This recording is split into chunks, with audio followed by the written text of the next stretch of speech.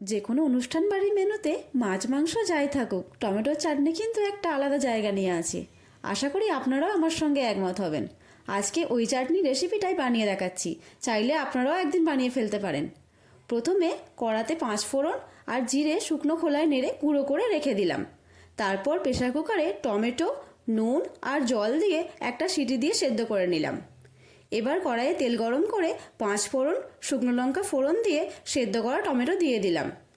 তারপর নুন হলুদ দিয়ে কিছুক্ষণ নেড়ে টমেটোর কাঁচা গন্ধ চলে গেলে দিয়ে দিলাম বীজ ছাড়ানো খেজুর আর কাজু কিশমিশ। সব কিছু ভালো করে মিশিয়ে দিয়ে দিলাম পরিমাণ মতো চিনি। এবার 2 থেকে 3 মিনিট নেড়ে চেড়ে দিয়ে দিলাম টুকরো করা আমসত্ত্ব। এবার আরও কিছুক্ষণ ফুটিয়ে নেব। প্রয়োজন হলে টমেটো সেদ্ধ জলটা ব্যবহার করতে পারেন, আমি দিয়েছি। নামাবার আগে দিয়ে দিলাম বানিয়ে রাখা ভাজা মশলা, দারচিনি গুঁড়ো আর একটা পাতিলেবুর রস।